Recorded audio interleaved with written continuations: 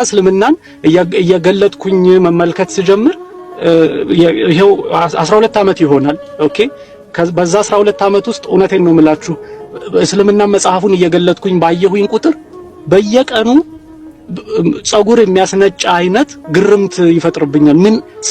ምን አይነት እስራት ውስጥ ቢሆን ምን አይነት ጨለማ ውስጥ ቢሆን ነው ይሄንን እምነት ከፈጣሪ ነው ብሎ እዚህ እምነት ውስጥ ሊቀመጥ የቻለው ብዬ ማሰብ ጀመርኩ። በእውነት እስከዛሬ ድረስ እስካለሁኝ ድረስ እኔ በህይወቴ ሊገባኝ የማይችለውና ላምነው የማልችለው ነገር የሰው ልጅ አይምሮ እየሰራ አስተሳሰብ እያለው አንብቦ ተረድቶ እስልምና ትክክል ነው ብሎ ያስባል የሚለው ነገር መቼም ሊገባኝ አይችልም።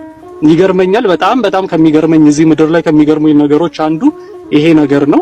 ያ ነገር ነው በቃ አስተሳሰብን የቀየረው። በደንብ በቃ እየገለጥኩኝ እስልምና ማየት ጀመርኩኝ። መጀመሪያ ላይ ከማንበብም በላይ የንጽጽር ዲቤቶችን በተለይ እነ ዶክተር ጄምስ ዋይት እና ሻቢራ ሊያደርጉት የነበረው ዲቤቶች እነሱን በደንብ አዳምጥ ነበረ።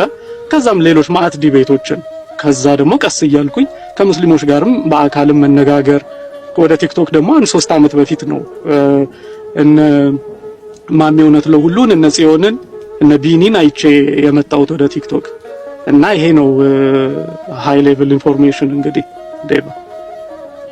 ኦኬ አመሰግናለሁ። ኦሬዲ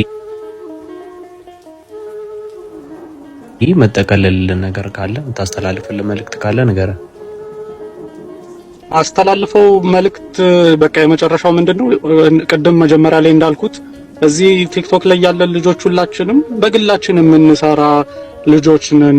ቀላል ነገር አይደለም የሚሰራው፣ ስንት ጊዜ ተሰውቶ ነው እና ለእግዚአብሔር መንግስት ለክርስቶስ ስንል እነዚህን ነገሮች የምናደርጋቸውና እውነት እግዚአብሔር አምላክ አብዝቶ ይባርካችሁ ሁላችሁን እዚህ ነገር ላይ ያላችሁ። በሽ ደግሞ አበረታቱ በቻላችሁት አቅም ሁላችሁም የምትችሉ ሰዎች ማለት ነው። ይሄ ነው። በርታ። ያው ብዙ እንማርበታለን እና ረዲ በተለይም ከቁርአን ጋር የተያያዘ ጠፋ ብሏል። ሰሞኑን እንደውም እያስተማረኝ ነው ለኔም አንዳንድ ነገሮችን ከቁርአን ጋር በተያያዘ ብዙ ነገሮችን ያስተምራችኋል። እሱ ሞሮፍ እዛ ላይ ፎከስ አድርጎ ስለሚሰራ ፎሎ የሚያደርጋችሁት ፎሎ አድርጉት እና ይጠቅማችኋል፣ በደንብ ይጠቅማችኋል።